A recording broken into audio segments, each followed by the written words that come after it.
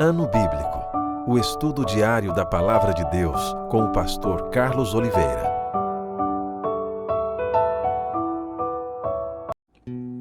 Continuando o nosso estudo bíblico, hoje 1 Coríntios capítulo 1, 2, 3 e 4. Capítulo 1. Paulo, chamado pela vontade de Deus para ser apóstolo de Jesus Cristo, o irmão Sóstenes, à igreja de Deus que está em Corinto, aos santificados em Cristo Jesus, chamados para ser santos, com todos os que em todo lugar invocam o nome de nosso Senhor Jesus Cristo, Senhor deles e nosso. Graça a vós outros e paz da parte de Deus, nosso Pai, e do Senhor Jesus Cristo. Sempre dou graças a meu Deus a vosso respeito, a propósito da sua graça que vos foi dada em Cristo Jesus. Porque em tudo fostes enriquecidos nele, em toda a palavra e em todo o conhecimento, assim como o testemunho de Cristo tem sido confirmado em vós, de maneira que não vos falte nenhum dom, aguardando-vos a revelação de nosso Senhor Jesus Cristo, o qual também vos confirmará até o fim, para serdes irrepreensíveis no dia de nosso Senhor Jesus Cristo. Fiel é Deus, pelo qual fostes chamados à comunhão de seu Filho Jesus Cristo, nosso Senhor.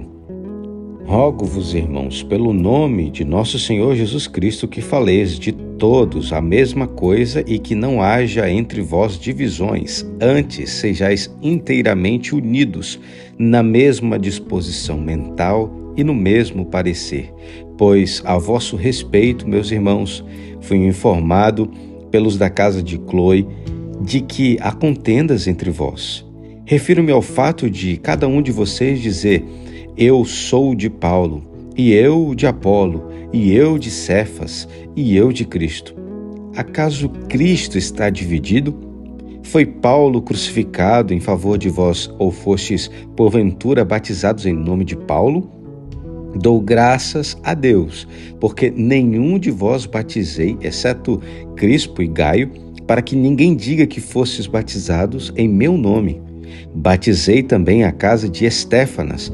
Além destes, não me lembro se batizei algum outro, porque não me enviou Cristo para batizar, mas para pregar o Evangelho, não com sabedoria de palavra, para que não se alune a cruz de Cristo.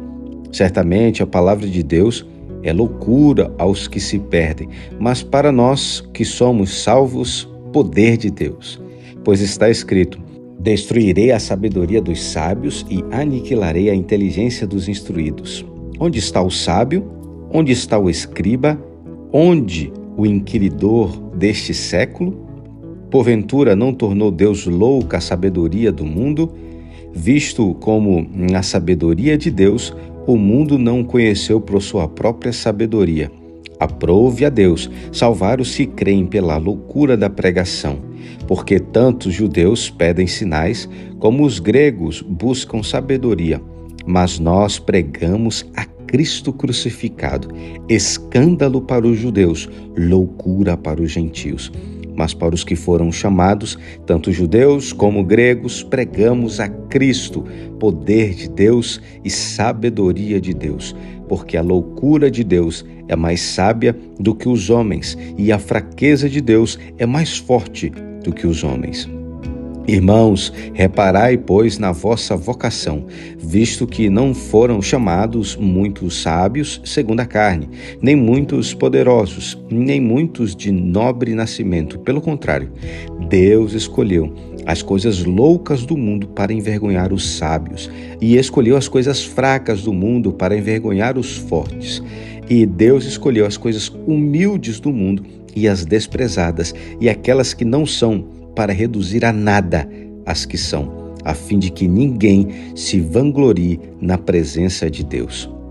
Mas vós sois dele, em Cristo Jesus, o qual se tornou da parte de Deus sabedoria e justiça e santificação e redenção, para que, como está escrito, aquele que se gloria, glorie-se no Senhor. Capítulo 2. Eu, irmãos, quando fui ter convosco, anunciando-vos o testemunho de Deus, não o fiz com ostentação de linguagem ou de sabedoria, porque decidi nada saber entre vós senão a Jesus Cristo e este crucificado. Foi em fraqueza, temor e grande tremor que eu estive entre vós. A minha palavra e a minha pregação não consistiram em linguagem persuasiva de sabedoria, mas em demonstração do Espírito de poder, para que a vossa fé não se apoiasse em sabedoria humana, e sim no poder de Deus. Entretanto, expomos sabedoria entre os experimentados, não, porém, a sabedoria deste século, nem a dos poderosos desta época, que se reduzem a nada, mas falamos a sabedoria de Deus em mistério, outrora oculta, a qual Deus preordenou desde a eternidade para nossa glória. Sabedoria essa que nenhum dos poderosos deste século conheceu, porque se a tivesse conhecido, jamais teriam crucificado o Senhor da glória. Mas, como está escrito, nem olhos viram, nem ouvidos ouviram, nem jamais penetrou em coração humano o que Deus tem preparado para aqueles que o amam. Mas Deus nos revelou pelo Espírito, porque o Espírito a todas as coisas perscruta, até mesmo as profundezas de Deus. Porque qual dos homens sabe as coisas do homem, senão o seu próprio Espírito que nele está? Assim também as coisas de Deus, ninguém as conhece senão o Espírito de Deus. Ora, nós não temos recebido o Espírito do mundo, e sim o Espírito que vem de Deus, para que conheçamos o que por Deus nos foi dado gratuitamente. Dito isto, também falamos não em palavras ensinadas pela sabedoria humana, mas ensinadas pelo Espírito, conferindo coisas espirituais com espirituais. Ora, o homem natural não aceita as coisas do Espírito de Deus, porque eles são loucura, e não pode entendê-las, porque elas se discernem espiritualmente. Porém, o homem espiritual julga todas as coisas, mas ele mesmo não é julgado por ninguém, pois quem conheceu a mente do Senhor, que o possa instruir? Nós, porém, temos a mente de Cristo. Capítulo 3. Eu, porém, irmãos, não vos pude falar como a espirituais, e sim como a carnais, como a crianças em Cristo. Leite vos dei a beber, não vos dei alimento sólido, porque ainda não podíeis suportá-lo, nem ainda agora podeis, porque ainda sois carnais. Porquanto, havendo entre vós ciúmes e contendas, não é assim que sois carnais e andais segundo o homem? Quando, pois, alguém diz, eu sou de Paulo, e outro, eu de Apolo, não é evidente que andais segundo os homens? Quem é Apolo? E quem é Paulo? Servos por meio de quem crestes, e isto conforme o Senhor concedeu a cada um. Eu plantei, Apolo regou, mas o crescimento veio de Deus, de modo que nem o que planta é alguma coisa, nem o que rega, mas Deus que dá o crescimento. Ora, o que planta e o que rega são um, e cada um receberá o seu galardão segundo o seu próprio trabalho. Porque de Deus somos cooperadores, lavoura de Deus, edifício de Deus sois vós. Segundo a graça de Deus que me foi dada, lancei o fundamento como prudente construtor, e outro edifica sobre ele.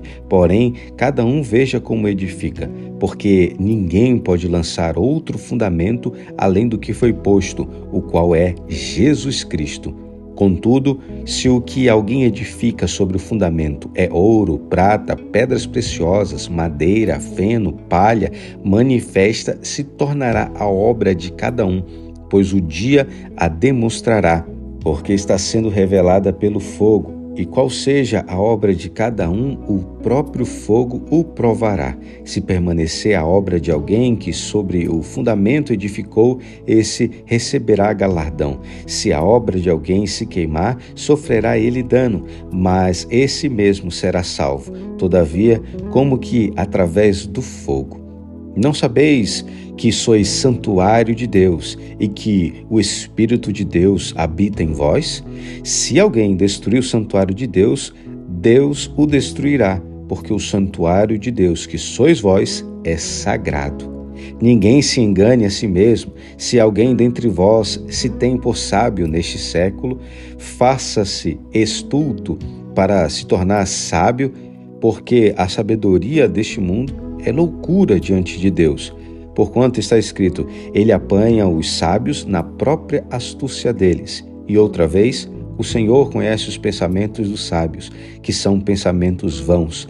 Portanto, ninguém se glorie nos homens, porque é tudo vosso, seja Paulo, seja Apolo, seja Cefas, seja o mundo, seja a vida, seja a morte, sejam as coisas presentes, sejam as coisas futuras, tudo é vosso, e vós de Cristo, e Cristo de Deus. Capítulo 4. Assim, pois, importa que os homens nos considerem como ministros de Cristo e despenseiros dos mistérios de Deus. Ora, além disso, o que se requer dos despenseiros é que cada um deles seja encontrado fiel. Todavia, a mim muito pouco se me dá de ser julgado por vós ou por tribunal humano, nem eu tampouco julgo a mim mesmo, porque de nada me arguia a consciência. Contudo, nem por isso me dou por justificado, pois quem me julga é o Senhor. Portanto, nada julgueis antes do tempo, até que venha o Senhor, o qual não somente trará à plena luz as coisas ocultas das trevas, mas também manifestará os desígnios dos corações, e então cada um receberá o seu louvor da parte de Deus. Estas coisas, irmãos, apliquei-as figuradamente a mim mesmo e a Apolo, por vossa causa, para que, por nosso exemplo, aprendais isto. Não ultrapasseis o que está escrito, a fim de que ninguém se ensoberbeça a favor de um em detrimento do outro. Pois quem é que te faz sobressair? E que tens tu que não tenhas recebido?